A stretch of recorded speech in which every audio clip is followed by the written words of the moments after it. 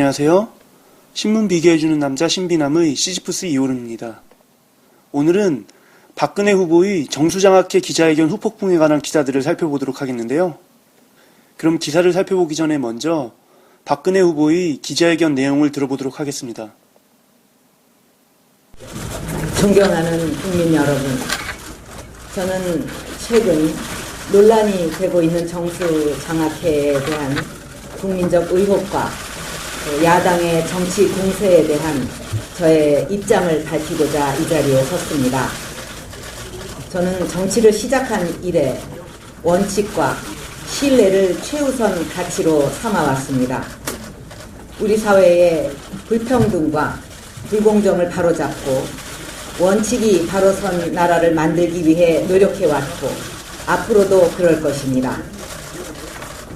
1962년 우리나라가 정말 어려웠던 시절에 정수장학회가 설립되었습니다. 국가의 미래는 인재 양성에 달려있고 또 가난하지만 능력 있는 학생들이 등록금 걱정 없이 공부할 수 있어야만 그 발판을 마련할 수 있다는 확고한 의지로 설립된 장학재단입니다.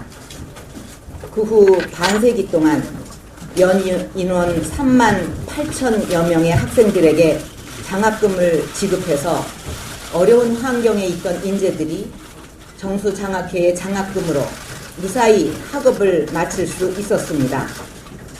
그렇게 혜택을 받은 학생들이 지금 각계각층에서 우리나라의 발전에 큰 기여를 하고 있고 또 해왔고 지금 대한민국 공동체를 위해 많은 봉사를 하고 있습니다.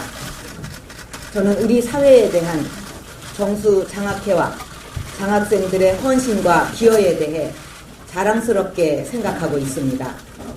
그러나 최근 대선을 앞두고 장학회가 마치 큰 문제가 있는 것처럼 정치 공세의 대상이 되면서 장학회의 설립 취지와 또 장학생들의 자긍심에 상처를 주고 있습니다. 그분들이 받을 마음의 상처와 혼란이 그동안의 순수한 노력을 위축시키지 않을까 걱정이 앞섭니다. 정수장학회와 관련해서 몇 가지 잘못 알려진 부분이 있습니다. 먼저 정수장학회는 개인의 소유가 아닌 공익재단이며 어떠한 정치 활동도 하지 않는 순수한 장학재단이라는 사실입니다. 그렇기 때문에 정수장학회가 저의 소유물이라든가 저를 위한 정치 활동을 한다는 야당의 주장은 전혀 사실이 아닙니다. 정수장학회는 공익재단이기 때문에 모든 활동에 있어서 정부와 교육청의 감독과 관리를 받고 있습니다. 공익재단으로서 다른 의도를 가진 사업을 조금이라도 벌린다면 관련 기관에 의해 드러날 수밖에 없는 투명한 구조입니다. 그런 장학회가 저에게 정치 자금을 댄다든지 대선을 도울 것이라든지 이런 의혹을 제기하는 것 자체가 공익재단의 성격을 잘 알지 못하고 말하는 것이거나 알고도 그렇게 주장한다면 그것은 정치적 공세일 뿐입니다. 실예로 지난 10년 동안 민주당 정권 내내 문제점을 파헤쳤고 최근 광노현 교육감 재임 당시 서울시 교육청에서 감사까지 진행했지만 전혀 문제를 찾을 수 없을 정도로 깨끗하게 운영되어 왔습니다. 만약 비리가 있었다면 벌써 감독기관에서 모든 것을 동원해서 압박을 했을 것입니다. 재단 운영을 맡고 있는 분들에 대해 야당이 공격을 하는 것도 사실 이해하기 어려운 부분입니다. 어느 재단이나 설립자의 뜻을 잘 아는 사람들이 운영하는 것이 당연합니다. 현실적으로 대부분의 재단이 그렇게 운영되고 있습니다. 현재의 이사진이 부정부패에 관련이 되었다면 당연히 물러나야겠지만 설립자와 가까운 사람이라는 이유만으로 물러나라고 하는 것은 옳지 못한 정치 공세라고 생각합니다. 저도 한때 정수장학회의 이사장직을 맡은 적이 있습니다. 그렇기 때문에 정수장학회야말로 그 어떤 장학회보다도 깨끗하고 모범적으로 운영되고 있다는 것을 자신 있게 말씀드릴 수 있습니다. 둘째로 정수장학회에 대해 고 김지태 씨의 부일장학회가 이름만 바꾼 것으로 알고 계신 분들이 많습니다. 이것 또한 사실과 다릅니다. 정수장학회는 부일장학회를 승계한 것이 아니라 새로 만들어진 것입니다. 김지태 씨가 혼납한 재산이 포함되어 있는 것은 사실입니다만 국내의 독지가들 뿐 아니라 해외 동포들까지 많은 분들의 섬금과 뜻을 더해 새롭게 만든 재단이었습니다. 안타깝게도 당시 김지태 씨는 부정부패로 많은 지탄을 받았던 분이었습니다. 4.19 때부터 이미 부정축제자 명단에 올랐고 분노한 시민들이 집 앞에서 시위를 할 정도였습니다. 그 후 5.16 때 부패 혐의로 징역 7년형을 구형받기도 했습니다. 그 과정에서 처벌을 받지 않기 위해 먼저 재산 헌납의 뜻을 밝혔고 부산일보와 문화방송 주식 등을 헌납했던 것입니다. 게다가 당시 김지태 씨가 헌납한 부산일보와 문화방송의 규모는 현재의 부산일보와 MBC 규모와는 비교도 할 수 없는 것이었습니다.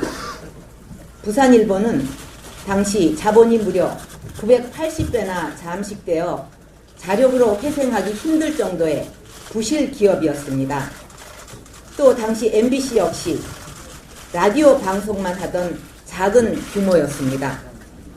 그런데 오히려 너무나 견실하게 성장을 해서 규모가 커지자 지금 같은 문제가 생긴 것이 아닌가 하는 생각이 들 정도입니다. 국민 여러분, 저는 2005년도에 장학회를 떠난 이후 장학회와 어떤 관계도 없고 무엇을 지시하거나 건의할 위치에 있지도 않습니다. 그래서 그동안 장학회에 대한 질문을 받으면 저와는 관련이 없다고 말해왔습니다. 하지만 장학회와 관련해서 정치적 논란이 이어지면서 우리 사회를 위해 장학생을 배출하며 노력해온 정수장학회가 마치 비리에 연루되어 있고 의혹이라도 있는 것처럼 오해를 받고 있습니다.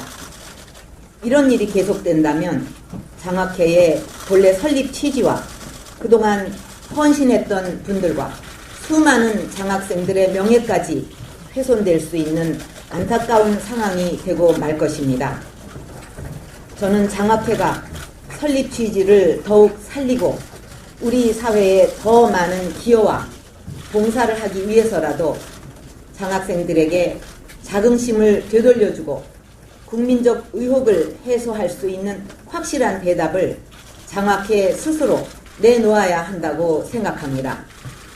더 이상 정수장학회가 정치적인 논란의 중심에 서서 국민들에게 혼란을 가져오고 정쟁의 도구가 되어서는 안 된다고 생각합니다. 그러므로 정수장학회 이사장님과 이사진은 정수장학회가 더 이상 정쟁의 도구가 되지 않고 국민적 의혹이 조금도 남지 않도록 국민 앞에 모든 것을 확실하게 투명하게 밝혀서 국민들에게 해답을 내놓으시기 바랍니다. 더불어 아버지께서 어려운 학생들에게 도움을 주고자 하셨던 것도 또 제가 이사장직에서 물러난 것도 오랜 시간이 흘렀습니다. 이제 정수장학회가 더 이상 의혹을 받지 않고 공익재단으로서 새롭게 거듭날 수 있도록 이사진에서는 장학회의 명칭을 비롯해서 모든 것을 잘 판단해 주셨으면 감사하겠습니다. 국민 여러분, 이제 이 문제로 더 이상 여야 간 정쟁과 반목 이런 것이 커지고 나라의 운명을 좌우할 대선에서 정책이 실종되는 일이 없어져야 합니다. 그것은 국가적으로도 큰 불행입니다. 저는 정치를 시작한 이후로 저 개인의 이득을 추구하는 정치는 하지 않았고 정치를 마감할 때까지 앞으로도 그럴 것입니다. 오직 국민 여러분만 바라보고 갈 것입니다. 그것이 저의 정치 소신입니다. 감사합니다. 그럼 이제 기사를 살펴보도록 하겠는데요. 먼저 조선일보의 기사를 보도록 하겠습니다.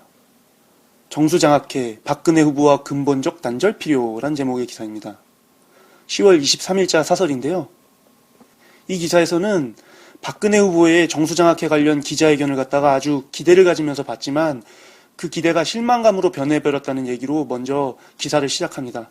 박근혜 후보의 기자회견이 아주 실망스러웠다는 것이죠. 정수장학회 문제에 대한 박근혜 후보의 딜레마를 모르는 바는 아니다. 박 후보가 이사장을 물러난 순간 정수장학회와의 관계는 끊어졌고 이 조직의 운영에 대해 왈가불가하는 것 자체가 부당한 외부자의 간섭이다. 그간 박근혜 후보가 정수장학회 문제에 대해 취해온 소극적 입장은 이러한 맥락에서 이해된다. 라고 얘기하는데요. 그러니까 조선일보 같은 경우는 박근혜 후보의 정수장학회 관련 기자회견이 매우 실망스럽고 너무 늦게 이러한 입장 표명을 한 게 아니냐는 얘기를 하면서도 박근혜 후보가 이미 정수장학회 이사장이 아니기 때문에 이사장에서 물러난 상태에서 정수장학회를 관여할 수 없기 때문에 그동안 박근혜 후보가 정수장학회에 대한 입장 표명을 못 해왔다고 이제 박근혜 후보의 입장을 변호합니다. 이 말에 조선일보의 모든 핵심적인 의도가 다 들어가 있는데요. 뭐냐면요.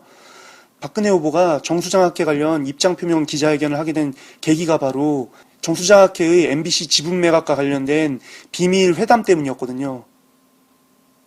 이 비밀 회담 때문에 정수장학회가 대선 기간에 맞춰서 MBC 지분을 매각한 다음에 그 매각한 지분을 갖다가 경남 지역에 사는 학생들의 장학금으로 사용하겠다는 그런 발표를 해서 박근혜 후보의 선거를 갖다가 도와주려고 했던 게 아니냐라는 이런 의혹 때문에 박근혜 후보가 결국 정수장학회 관련 기자회견까지 하게 됐던 건데요. 그런데 이렇게 박근혜 후보가 계속 정수장학회에 관련된 입장을 표명하지 못했던 게 이사장을 물러났기 때문에 정수장학회와 실질적인 관계가 없기 때문에 그러한 입장을 표명하지 못했다는 걸 얘기해서 결국은 박근혜 후보와 정수장학회는 아무런 관계가 없기 때문에 최필립 이사장이 MBC와 몰래 밀담을 나눈 것도 박근혜 후보와는 관계가 없다라는 결론을 도출한 거죠. 그러니까 즉 3단 논법으로 이걸 갖다가 논리를 정립해보면요. 박근혜 후보는 정수장학회의 이사장에서 물러나면서 정수장학회와 아무런 관련이 없게 됐다. 고로 정수장학회가 MBC와 밀담을 나눈 것은 박근혜 후보와 아무런 관련이 없다라는 이런 논리적 전개가 이루어지는 거죠. 그래서 조선일보가 박근혜 후보의 기자회견이 실망스럽다 어쩌다 이런 얘기 막 늘어놓다가 이제 박근혜 후보의 입장을 갖다 이런 식으로 살짝 변호한 것입니다. 그러면서 조선일보는 이렇게 말하는데요. 정수장학회와 같은 특수법인의 지배는 내밀한 인적 관계를 통해 구현된다. 이사진에 자기 사람을 심어 의사결정 과정을 지배하는 것이다.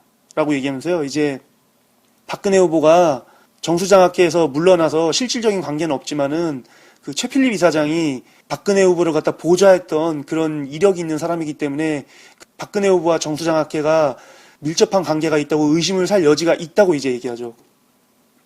그래서 조선일보는 박근혜 후보가 아닌 최필립 이사장에게 문제를 해결하라고 얘기합니다.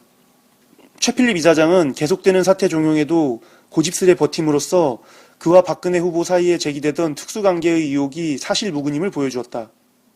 이제는 너무 늦지 않게 그간의 행적이 노추가 아니라 명예를 지키고자 한 충정이었음을 보여줄 때다. 노병은 사라짐으로써 영원히 살아남는 것이다. 라고 이렇게 얘기하고 있는데요. 여기서도 이제 조선일보는 박근혜 후보를 변호하는데요. 박근혜 후보가 최필립 이사장에게 정수장학회 이사장 자리에서 물러나라고 얘기했음에도 불구하고 최필립 이사장이 정수장학회 이사장 자리를 물러나지 않겠다고 버틴 것은 결국 최필립 이사장과 박근혜 후보가 서로 연관이 없다는 걸 증명한 거라고 얘기하는 것이죠. 그러면서도 조선일보는 또 모순되게 박근혜 후보와 최필립 이사장이 관계가 없음이 증명됐지만 그럼에도 불구하고 박근혜 후보에 대한 충정을 보여서 알아서 사퇴하라 이렇게 얘기하고 있습니다. 내용을 분석해보면 상당히 모순된 내용인데요. 조선일보는 이렇게 모순된 내용을 갖다가 모순되게 느껴지지 않게끔 기사를 잘 포장해서 냈습니다.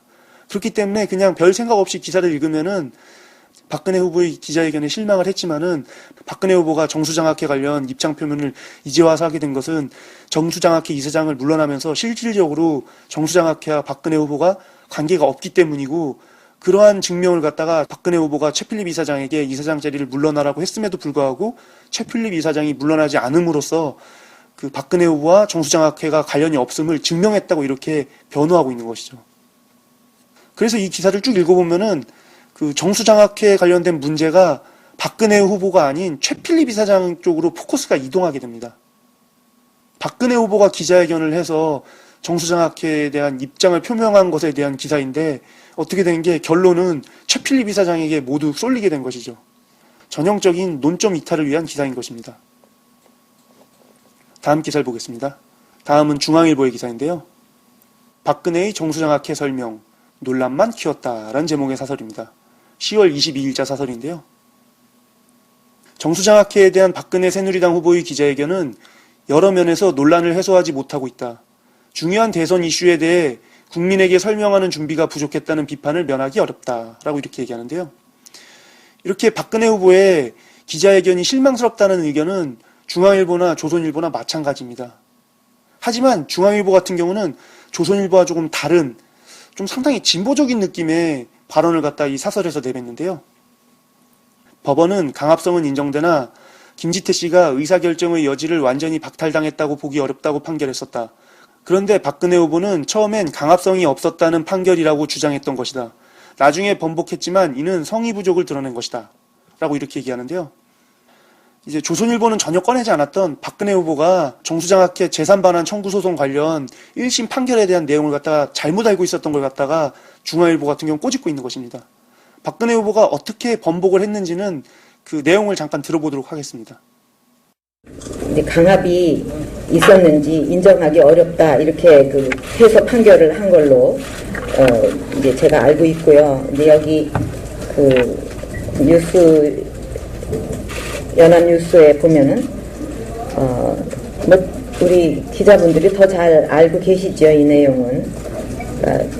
강압에 의해서 주식 증여의 의사 표시를 했음이 인정된다고 재판부가 얘기를 하고, 또 강박의 정도가 김 씨 스스로 의사 결정을 할 여지를 완전히 박탈할 만큼 증여 행위를 아예 무효로 할 정도로는 인정되지 않는다. 뭐 그런 기사가 나서, 그거는 제가 아까 없다고 말한 거는 잘못 말한 것 같습니다. 그러면서 이제 중앙일보는 또다시 박근혜 후보를 비판하는데요. 박근혜 후보는 최필립 이사장 등 이사진의 사퇴를 요구하는 야당 주장에 대해 설립자와 가깝다고 사퇴하라는 것은 정치 공세라고 주장했다. 그러면서도 거듭되는 질문에 여러 가지를 감안할 때 이사진이 국민 의혹이 없도록 현명하게 판단해달라는 게 지금 입장이라고 답했다. 이는 아무런 문제가 없지만 논란이 있으니 어떤 행동을 취해야 한다는 것인데 박근혜 후보가 강조하는 원칙의 정치와도 어긋난다 라고 이렇게 얘기하는데요. 이 얘기는 박근혜 후보가 자신의 말로는 정수장학회와 아무런 관계가 없다고 얘기했지만은 그렇게 아무런 관계가 없으면은 최필립 이사장에게 물러나라고 얘기할 입장이 아닌데, 그럼에도 불구하고 이제 정치 공세가 불거지니까는 자신과 정수장학회가 관계가 없다고 얘기했음에도 불구하고 최필립 이사장에게 물러나라고 얘기한 게 그동안의 박근혜 후보의 정치 철학과는 맞지 않다는 것입니다. 그걸 비판하는 것이죠. 조선일보 같은 경우는 이러한 입장을 갖다가 박근혜 후보가 그동안 계속 얘기를 못한 게 정수장학회와 관련이 없기 때문에 그런 것이라고 실드를 치는데 사용했는데, 중앙일보 같은 경우는 그게 아니라 박근혜 후보가 말이 바뀌는 모순적인 얘기를 했다고 비판을 하고 있는 것입니다. 그동안 중앙일보가 박근혜 후보를 갖다가 변호하고 감싸려고 했던 기사를 썼던 거에 비해선 상당히 상반된 기사죠. 그러면서 이제 마지막으로 중앙일보는 박근혜 후보에게 충고를 하는데요. 박근혜 후보는 정수장학회 역사에 숨어있는 불합리성을 인정하고 근본적인 조치를 취해야 한다.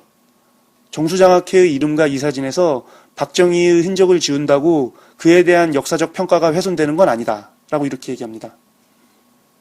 한마디로 박근혜 후보가 부일장학회의 재산을 갖다가 강제로 뺏어서 정수장학회를 갖다 설립한 걸 계속 법원이 1심에서 패소 판결을 했기 때문에 문제 없는 것이라고 얘기했는데, 이걸 갖다가 정면에서 비판한 거죠. 문제가 분명히 있는 것이니까 그걸 인정하라고 이렇게 얘기하는 건데요. 이렇게 강한 어조로 박근혜 후보의 모순점을 지적하고 법원의 강제성도 인정된다고 얘기하고, 그리고 박근혜 후보가 1심 판결조차 제대로 몰랐던 걸 비판하고 그러면서 박근혜 후보에게 역사인식을 제대로 해라. 이렇게 비판 일변도의 기사를 갖다가 정말 중앙일보에서 찾아보기 힘들었는데요. 중앙일보가 왜 이렇게 갑자기 논조를 바꾼 것일까요? 지난 28화에서 소개했던 검찰개혁 관련된 기사에서도 중앙일보가 검찰을 아주 맹렬히 비판했었는데요. 대선 선거일이 점점 가까워오면서 박근혜 후보의 지지도가 떨어지자 중앙일보가 점점 논조를 갖다가 바꾸기 시작했습니다. 사실 중앙일보 같은 경우는 조중동의 하나이긴 하지만은 조선일보나 동아일보에 비해서 논조가 조금씩 바뀔 때가 있었습니다.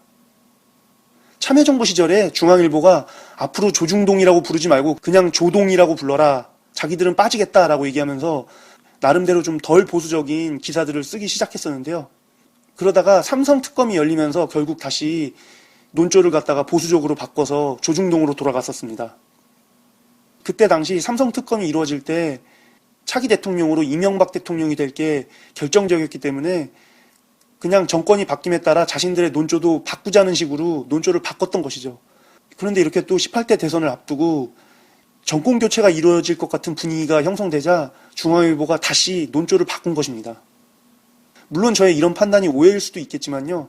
그동안에 중앙일보의 태도를 이렇게 쭉 살펴보면은 정권이 다시 바뀔 것 같은 그런 낌새가 느껴지자 재빨리 논조를 갖다 살살 바꿔나가는 게 아닌가 이렇게 의심할 수밖에 없는 것 같습니다. 어쨌든 중앙일보가 이러한 논조를 갖다가 얼마나 계속 이어나갈지는 흥미를 가지고 계속 지켜볼 필요가 있어 보입니다. 다음 기사를 보도록 하겠는데요. 다음은 문화일보의 기사입니다. 10월 22일자 기사인데요. 정수장학회 문제, 새 당사자 모두 논란만 키우고 있다라는 제목의 기사인데요. 박근혜 후보의 기자회견 내용은 사실관계에 있어서 아전인수로 보이며 국민의 눈높이에도 미치지 못했다. 박근혜 후보는 처벌받지 않기 위해 먼저 재산 헌납의 뜻을 밝혔고 부산일보와 문화방송 주식 등을 헌납한 것이라고 했다. 외형상 그럴 수도 있지만 이를 놓고 강제성이 없는 자진 헌납으로 볼 사람은 없을 것이다. 특히 박근혜 후보는 강압적으로 했다는 사실을 인정하기 어렵다고 했다가 정정함으로써 불씨를 더 키웠다. 인혁당 두 판결 논란의 반복으로 보인다. 라고 이렇게 얘기했는데요. 그러니까 문화일보 같은 경우는 박근혜 후보의 기자회견 내용이 아전인수로밖에 보일 수 없다고 일단 비판을 합니다. 그리고 박근혜 후보가 법원 판결 내용을 갖다가 정확히 몰라서 번복했던 사실도 인혁당 두 판결 논란과 마찬가지로 아주 논란만 키운 꼴이라고 얘기하는데요. 이렇게 얼핏 보기에는 문화일보가 박근혜 후보를 갖다가 맹비난하는 것처럼 보이는데요. 그런데 조선일보와 마찬가지로 뒷내용에서 박근혜 후보와 정수장학회를 갖다가 분리시키려 합니다. 박근혜 후보가 무엇을 지시하거나 건의할 위치에 있지 않다고 한 부분은 일리가 있다. 법률적으로 최필립 정수장학회 이사장의 퇴진을 요구할 수 있는 위치에 있지 않음에도 정쟁에 밀려 또 대선에서 유리한 판단 때문에 월권을 한다면 나쁜 선례를 남기는 것이다. 정수장학회 운영에 문제가 없다면 더욱 그렇다. 라고 이렇게 얘기하면서요. 이제 정수장학회와 박근혜 후보가 전혀 관계가 없으니까는 박근혜 후보가 최필립 이사장으로 하여금 문제가 없음에도 불구하고 자진사퇴하라고 하는 건 잘못된 것이라고 얘기하고 있습니다. 조선일보 같은 경우는 최필립 이사장에게 알아서 좀 자진사퇴해라 이렇게 얘기했는데 문화일보는 한술 더 떠서 최필립 이사장에게 자진사퇴하지 말라고 얘기하고 있습니다. 야당은 정수장학회 문제를 정쟁 대상으로 삼지 말고 유가족 측도 대선을 이용해 재산 반환에 유리한 상황을 조성하려 해선 안 된다. 현재 재판이 진행 중이다. 새 당사자인 박근혜 후보, 정수장학회, 야당과 유가족 측 모두 분란을 키우지 않도록 노력하면서 사회적 공감대와 법률에 따라 바람직한 해법을 찾는데 협조하기 바란다. 라고 이렇게 얘기하는데요. 여기서 문화일보에 아주 삐뚤어진 시각이 나오죠. 일단 정수장학회 문제 자체가 야당의 정치 논쟁이라고 얘기하고 있습니다. 이 정수장학회 문제 같은 경우는 정수장학회가 MBC 지분을 갖다가 몰래 매각하려다가 그 사실이 MC 내부에서 유출돼서 한겨레에 보도되면서 이렇게 사건이 커진 것인데요.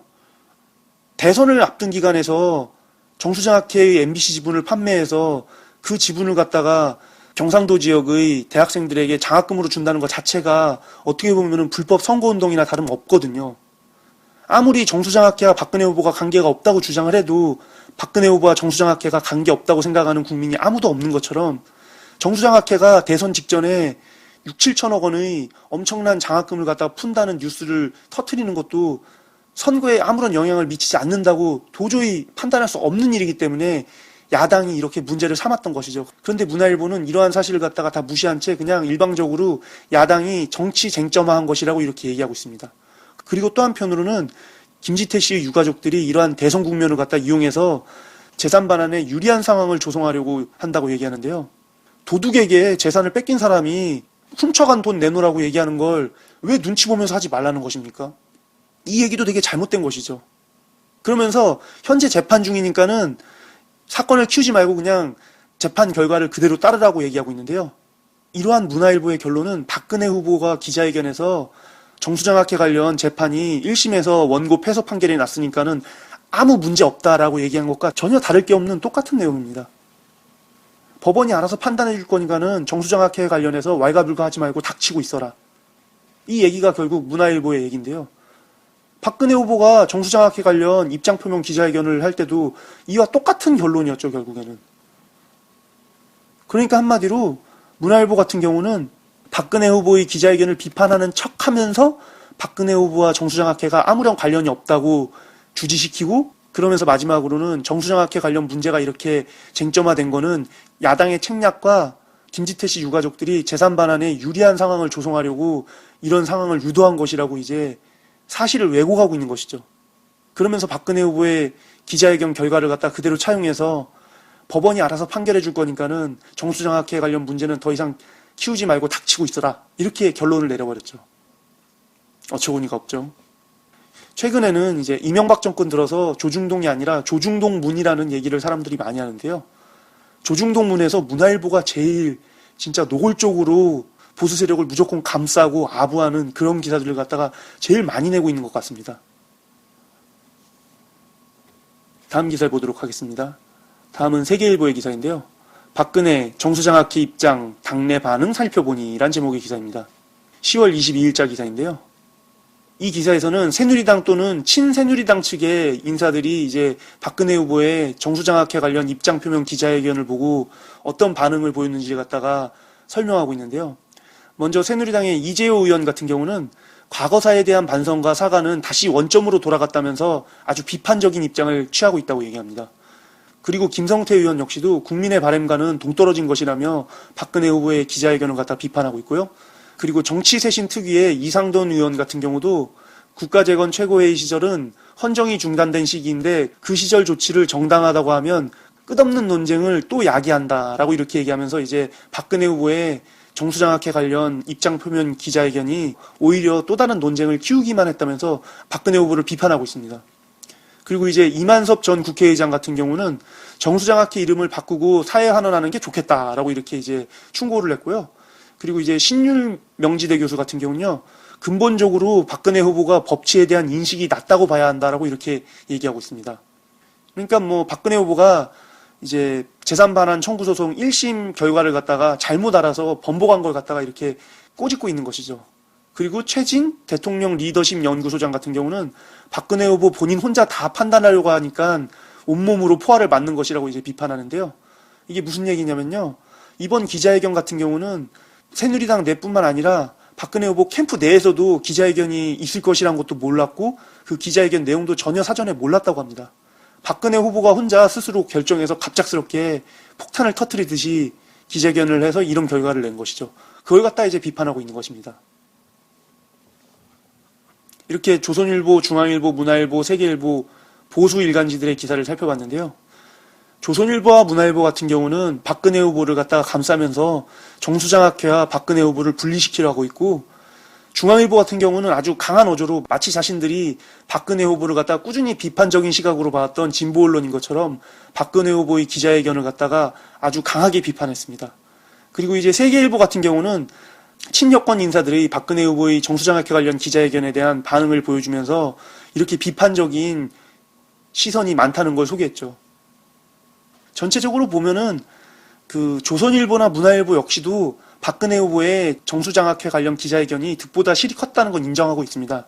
다만 이제 조선일보와 문화일보는 박근혜 후보를 갖다가 정수장학회와 분리시키려 하고 있고, 중앙일보나 세계일보는 그렇게 분리시키려는 인위적인 행위 없이 박근혜 후보의 기자회견이 매우 잘못됐다는 걸 갖다가 이제 다양한 관점에서 보여주고 있는 것이죠. 이제 진보 언론을 살펴보도록 하겠는데요. 한국일보의 기사입니다. 10월 23일자 기사인데요. 선거 전략과 과거사 문제란 제목의 칼럼인데요. 이 칼럼은 매우 독특하고 재미있는 이제 관점을 보여주는 기사인데요. 언론은 박근혜 후보가 내후 외환을 자초했다고 한다. 그러나 필자의 생각은 다르다. 오히려 선거의 여왕의 기지가 빛나는 전략이 아닐까 싶다. 선거 쟁점이 과거사에 묶여있는 한 야권의 승산은 없다. 박근혜 후보가 흘린 세부적 사실의 부정확성이 계속 논쟁을 부추기고 있다. 이 또한 고도의 전략일지 모른다.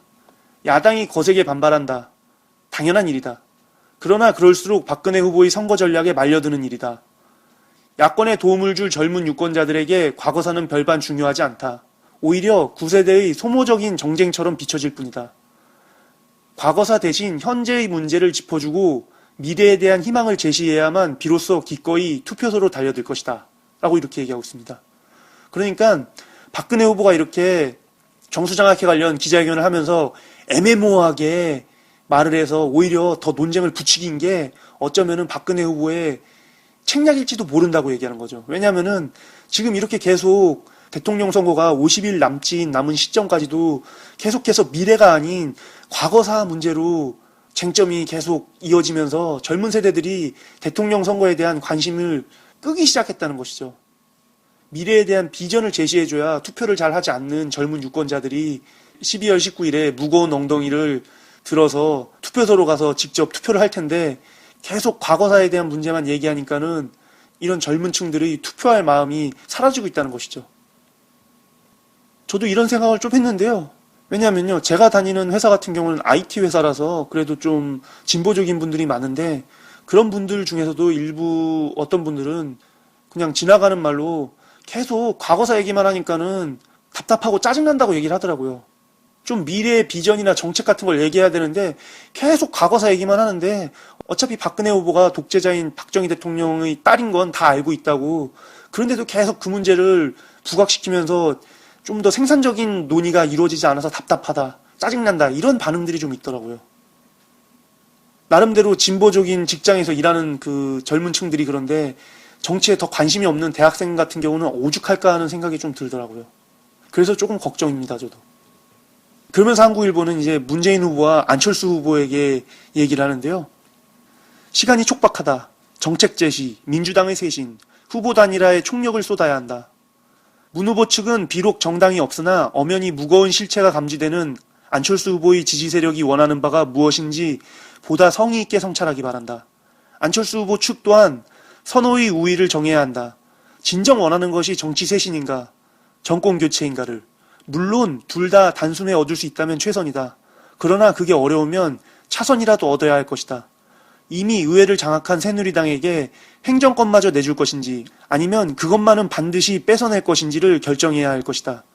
선거는 최선이 아니면 차선, 그도저도 아니면 최소한 최악을 피하고 차악을 택하는 의식이다. 국민도 그리 알고 있다. 라고 이렇게 얘기하고 있습니다. 제가 요즘 느끼는 심정을 갖다가 한국일보에서 그대로 표현해 준 것 같습니다. 정말 시간이 얼마 남지 않았습니다. 이제 50일 남았는데요.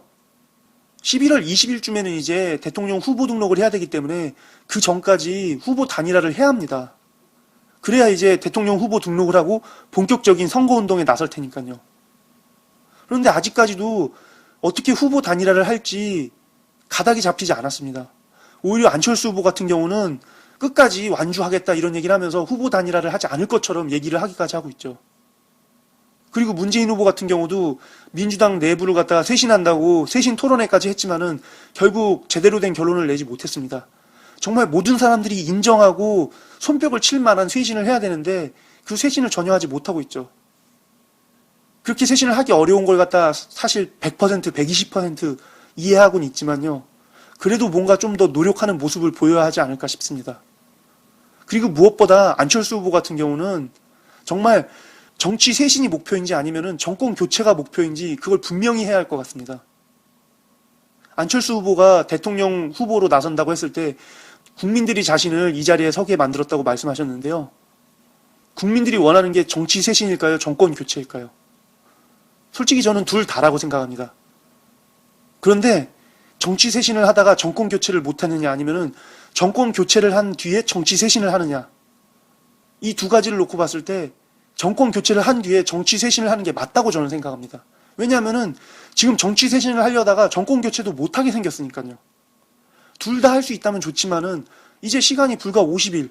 그런데 그 50일에서도 후보 단일화를 할 수 있는 시간은 고작 20일에 불과하거든요. 그렇기 때문에 지금 시점에서 안철수 후보의 선택이 정말 매우 중요하다고 생각합니다. 보다 분명한 자신의 입장을 표명해 주시길 부탁드립니다. 다음 기사를 보도록 하겠는데요. 다음은 경향신문의 기사입니다.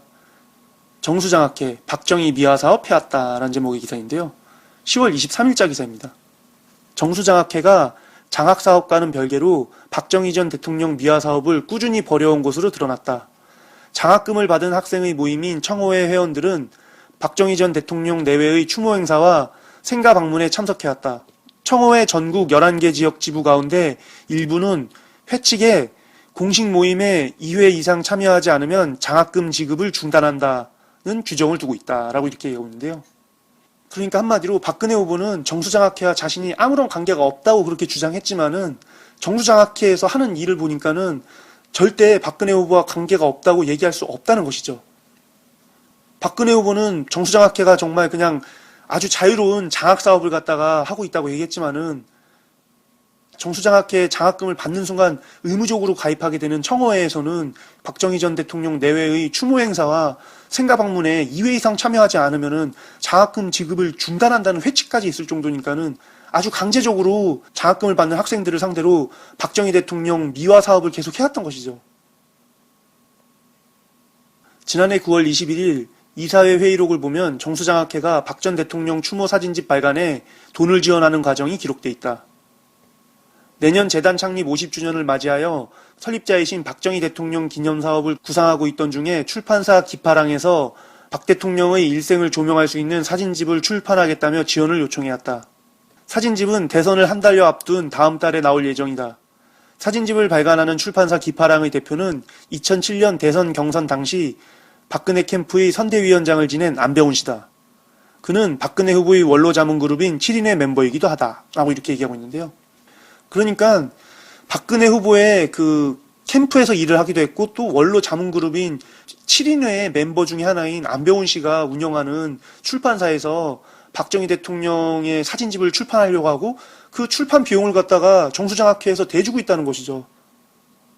박근혜 후보가 자신과 정수장학회가 관련이 없다고 얘기하고 있지만은 박정희 대통령을 미화해서 박근혜 후보의 이미지를 상승시키려는 사진집을 갖다 출판하는 비용을 갖다가 정수장학회가 되고 있고 또 거기다가 정수장학회 장학금을 받으면은 자동으로 가입되는 청어회에서 박정희 대통령 생가 방문을 하지 않으면은 장학금을 지급하지 않는다는 회칙까지 가지고 있고 이렇기 때문에 박근혜 후보와 정수장학회가 관련이 없다고 도저히 볼 수 없다는 것이죠.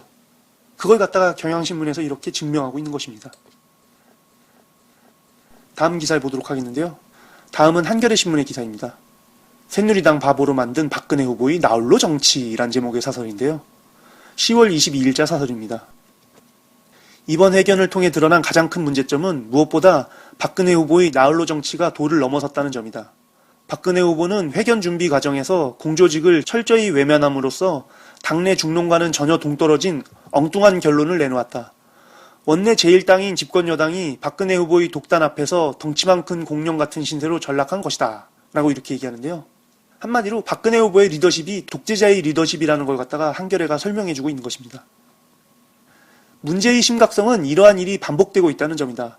박근혜 후보는 인혁당 사건을 두고 2개의 판결이 있다는 등의 말로 법원의 최종적인 재심 결정을 인정하지 않는 듯한 발언을 했다가 호된 비판을 받았다. 인혁당 사건에 이어 정수장학회 문제에서도 박근혜 후보가 똑같은 잘못을 되풀이하는 것은 결국 그의 과거사 인식이 돌고 돌아 제자리에 와 있다는 말로밖에 설명할 길이 없다. 대선길이 급해 과거사 문제에 사과는 했지만 5.16이나 유신, 박정희 문제만 나오면 원초적인 인식으로 회귀하고 마는 시기다라고 이렇게 얘기하고 있습니다.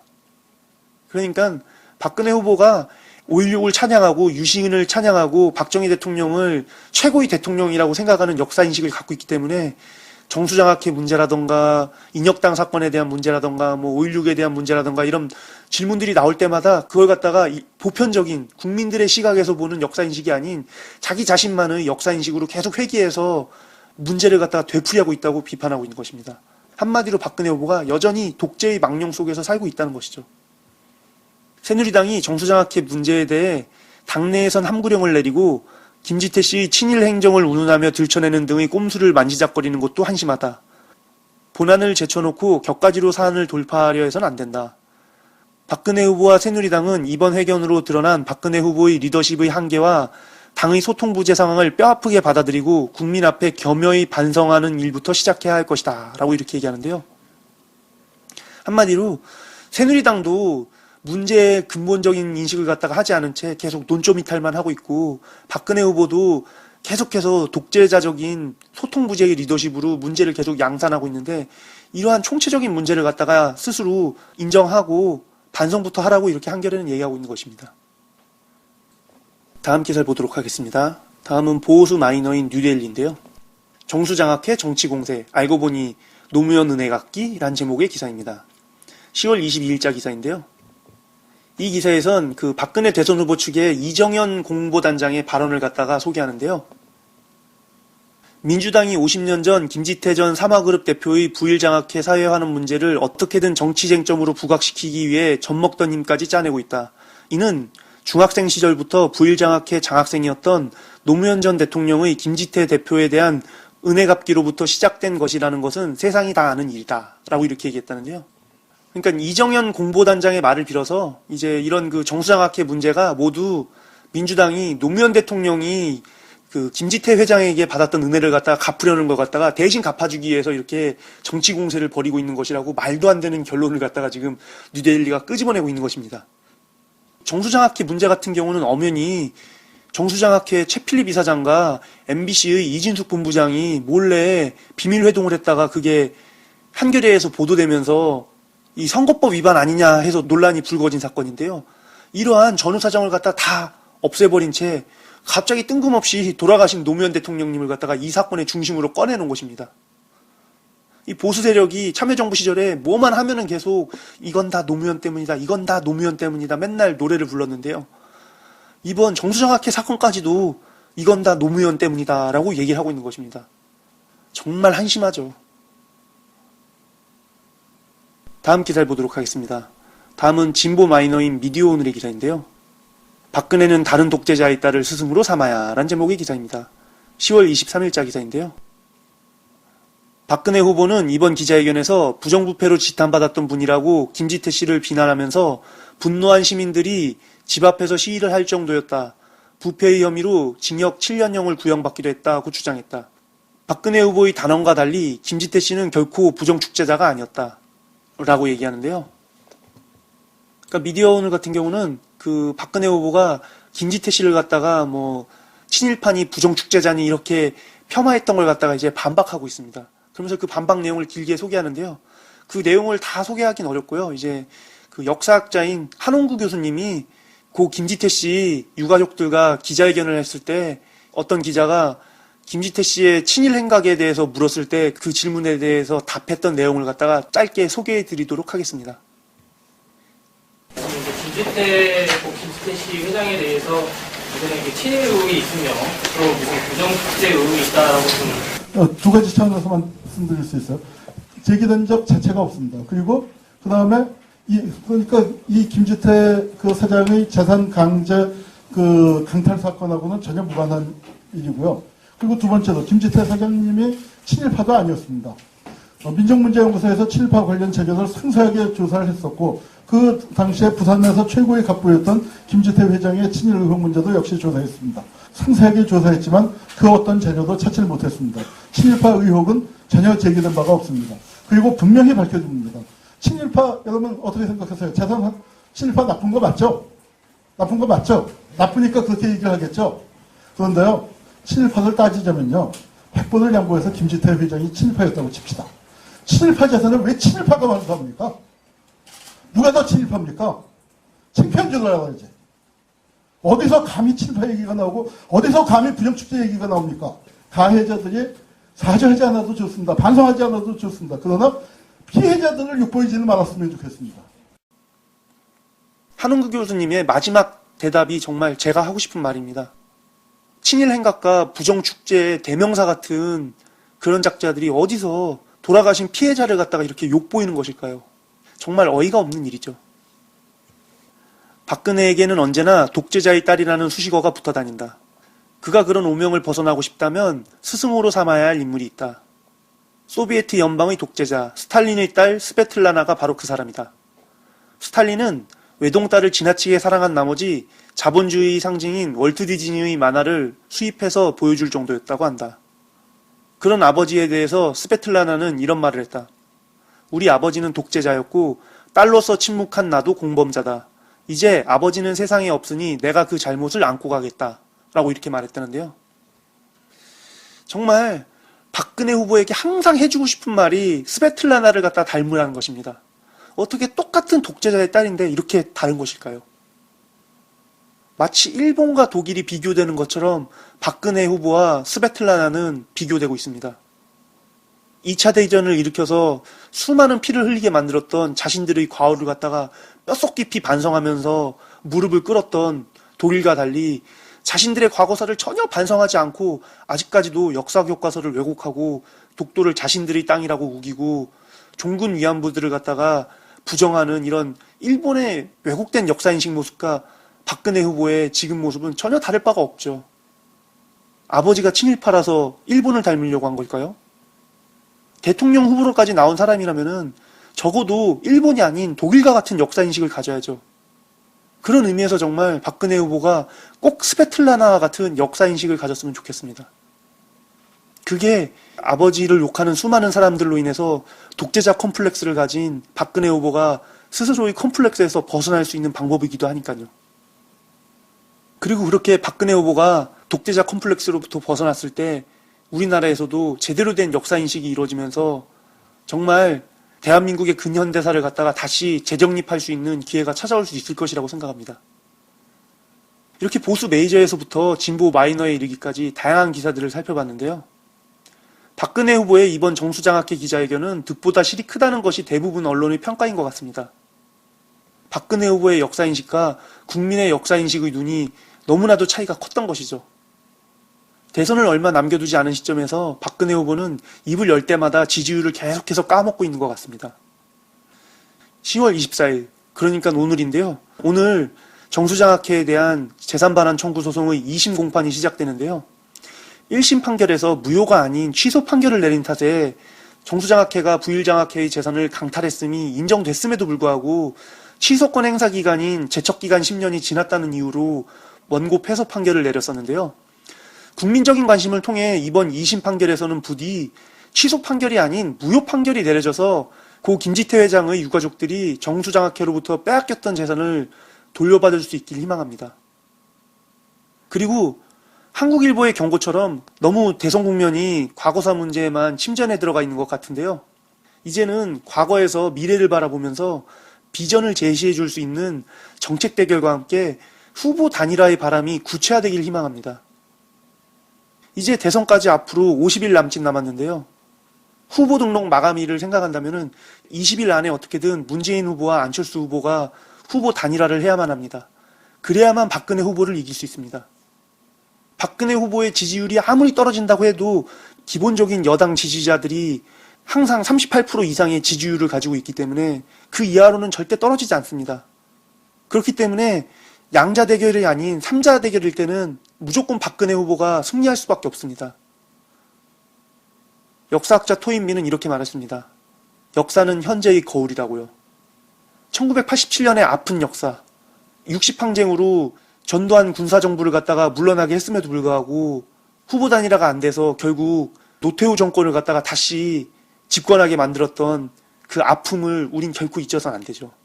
그리고 2007년에도 정동영 후보와 문국현 후보가 단일화를 하지 못해서 결국 큰 차이로 이명박 후보를 갖다가 대통령으로 만들어졌었는데요.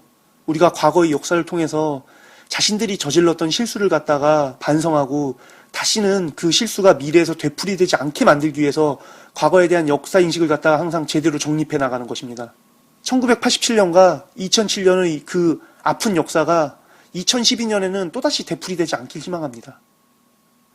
오늘 신문 비교해주는 남자 신비남은 이것으로 마치도록 하겠습니다.